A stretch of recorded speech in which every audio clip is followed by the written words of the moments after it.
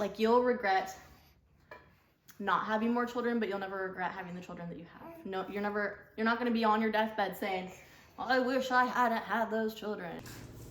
Hi friends, welcome back to Texas Family Life. My name is Kristy. I'm a mama of 7.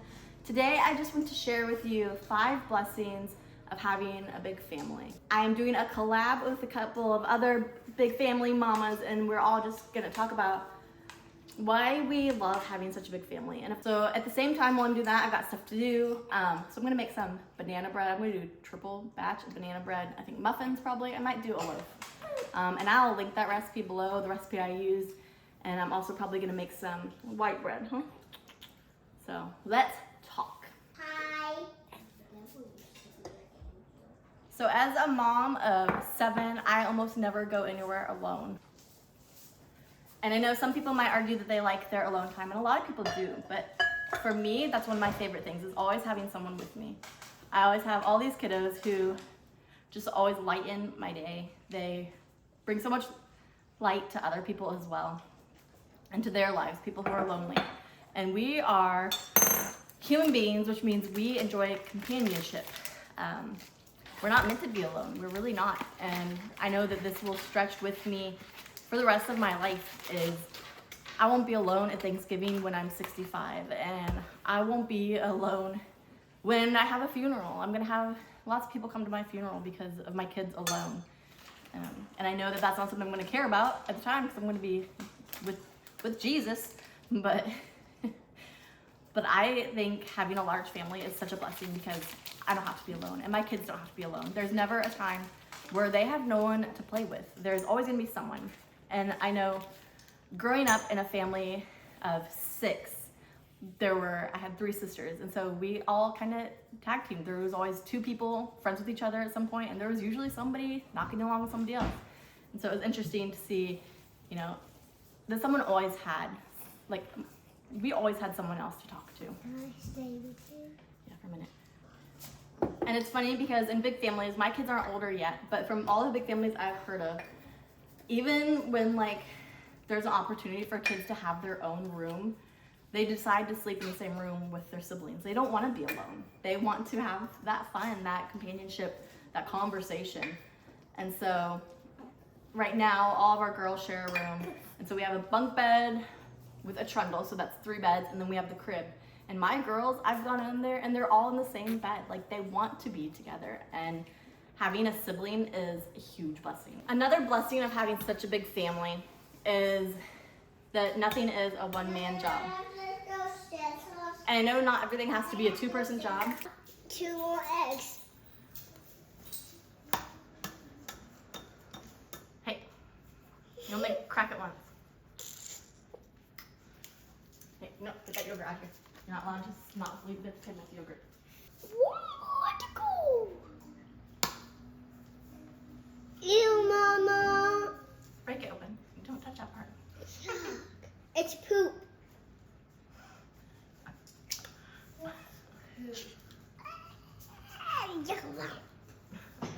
So, you know, there's so many sayings like teamwork makes the dream work, and many hands make light work, and it is so, so true. And there's a stage, if you have 1 kid or 2 kids, where it's hard to include them because it's gonna be quicker for you to do things by yourself. But once you teach them the skills they need to know, everything goes much more smoothly and so much more quickly. You can get some cheese. Eat it though. Find them more cheese. And so that's a big blessing, is everything seems a little bit easier. Like when I get home from grocery shopping, I'm not the only one unloading groceries. When it's time to clean up the house, I'm not the only one cleaning up the house. When it's time to wish somebody a happy birthday, I'm not the only one wishing them happy birthday. Like, people are getting a text from all my kids saying happy birthday, and there's just so much to that. There's so much to, like, never having to do things by yourself.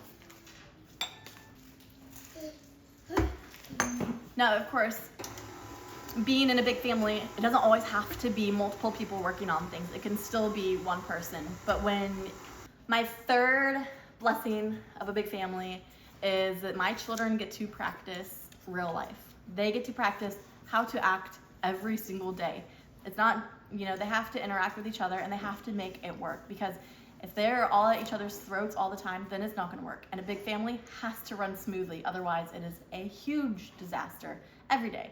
Everything gets more complicated, and, you know, there's very little left to be desired. So I really enjoy that my children have each other that they can learn to have a conversation with. They learn how to share. They learn that, like, they are not the center of the world. They are not the center of anyone's attention. And they must put others before themselves to be successful in getting to heaven, at least. And I know a lot of people are gonna say, well, that's a good way to get walked all over, but the end goal is heaven, not to, like, be a bully. So I really enjoy that my children get that, and they're not the only ones. Like, I, and having children, have practice for the real world and practice for heaven, because I have to be selfless. I cannot put myself before them for most of the time. I am constantly taking care of my children at nearly every waking hour. Even, you know, at bedtime, I'm still worrying about them and thinking about them and planning for the next day for them, for breakfast, for dinner, you know, what groceries I need to buy to feed them, and, you know, what clothes need to be washed so that they can be in clean clothes for church on Sunday, and who needs baths. You know, it's like endless. Who needs a refill on their medicine or whatever. But it's good practice for the real world, because that's how it is. You don't get to be selfish in the real world and really get too far. And so I really enjoy that blessing, that not only for me but for my children, they get to learn what it's like. And then also they get to learn what it's like in the real world as parents. If they decide to be a mom or a dad, they get to know exactly what it's like. So, number 4. Guys, I'm saying numbers, I'm doing measuring, so I hope I don't mess all of this up. Baking powder. Double action. Ta-da! Everybody's gonna be like, he's really cool. I doubt it. Thank you, sweetie. That's nice. There's always someone to encourage you. That's not one of my numbers. Another one that is like, it's not necessarily like selfish, but when we go places, we're kind of the life of the party, and that is kind of at home too. This house is always full of life. There's always someone talking, always someone singing, always, you know, some little feet running around. There's always some sort of life happening. And so it's the same when we go places and we go there, we bring a whole crew, we bring the fun. Like, you bring all my kids and your kids have someone to play with. Like, there's no room to be bored. And I know there are a lot of people who are introverted and they kind of prefer quiet and they prefer to be alone. And that was me before I had kids. I was very much an introvert, and I very much am still. I really have to fight through it. And I learned that from my mom. I remember she used to tell me, like, I am such a shy person, but when I want to make friends, you have to go up and be like, hi, I want to be friends. And that just sounded horrible to me. I can't imagine having to do that. But now, that's what I do. You know, you have to go out and talk to people. And she doesn't like banana juice. Can throw that away. So having kids, you're kind of forced to not be an introvert anymore. You learn, and like that kind of goes hand in hand. You don't need a stool. Hand in hand with my last point was that you learn real life. Like, I learned how to be a more outgoing person. I learned that, like, if I want my kids to be well-rounded, I have to take them to the park and they have to interact with other people. That means I have to interact with other people.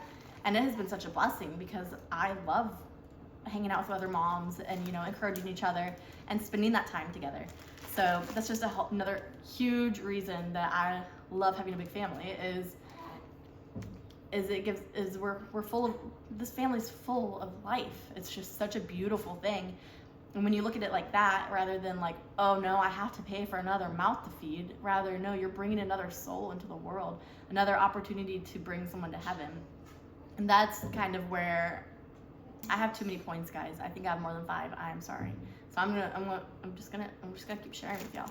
That kind of goes into another point that I have, is that having more children makes it so you can bring more souls to heaven. This earth is temporary, and, you know, we're not gonna have a lot of time here, but eternity in heaven is forever. Like, all these souls that we create, we get a chance to bring more people to heaven and Heaven is endless. Like there's no way, there's not enough room in heaven for everybody.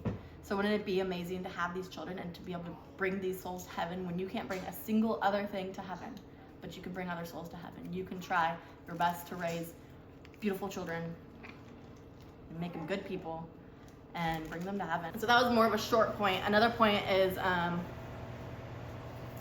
it's kind of a silly one, but it's a true one, and no more leftovers. When you have a big family, leftovers are scarce. Usually I make a meal and that's it. I might have enough, just enough for my husband to bring some for lunch the next day, but I can guarantee you won't find me eating day-old meatloaf.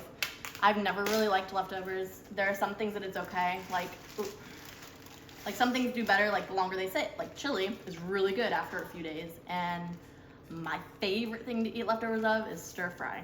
I love stir fry so much. What is stir fry? You know what stir fry is? No. Oh. I'm gonna break this machine. I'm tripling this recipe. Ooh. Can you give me the vanilla? Yes. Is it in the door? Yes. It smells good.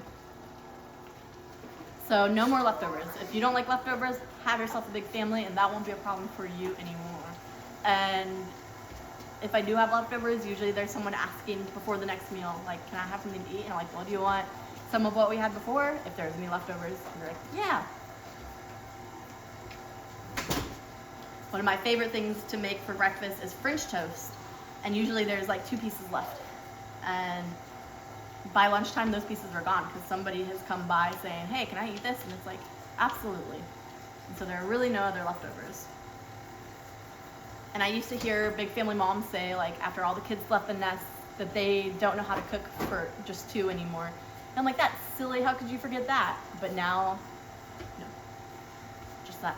But now I'm like, oh, I understand now. I can see how, like, you're so used to making all these big meals. Like, what is it like to make 1 chicken breast? I don't know. What is it like to make enough fish sticks just for me? So when I ask my kids what their favorite things about big families are, usually the first thing they say is holding babies. And that's what Mabel said, is her favorite thing about having a big family is holding babies. Isadora said her favorite thing about having a big family is family time. She just loves spending time with everybody in the family. And she's very much like a people person. She likes having time with people, especially that like special one-on-one time. Finding only 5 reasons that a big family is a blessing is really quite the challenge. I have so many reasons that having a big family is a blessing. And you've heard it said before, like you'll regret not having more children, but you'll never regret having the children that you have. No, you're not gonna be on your deathbed saying, well, I wish I hadn't had those children, you know? Like, that's not something that anybody ever says or feels.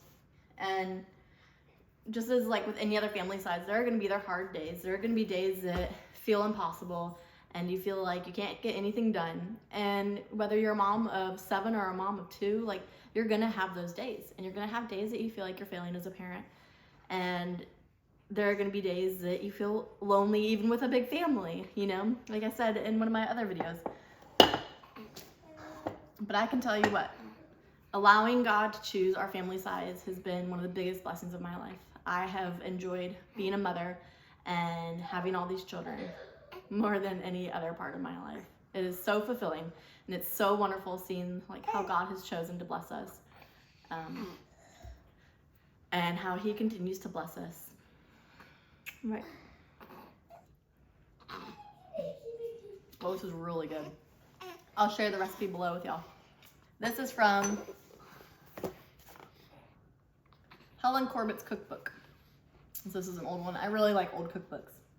I think that has some of the better recipes because things were the way they were back then, when things still taste delicious. This is from 1957. I truly hope you've enjoyed this video. I encourage you to go watch the videos from my friends. I will link it below. Their videos of their blessings of having a big family. And I promise that the answers will not be all the same. Everyone's gonna have there are different reasons for seeing their family as like a blessing. Their big family is a blessing. And I've joined a collab with other mothers like Mama Bear Too Many and other women that get to share what they love about having a big family. And I hope, oh no!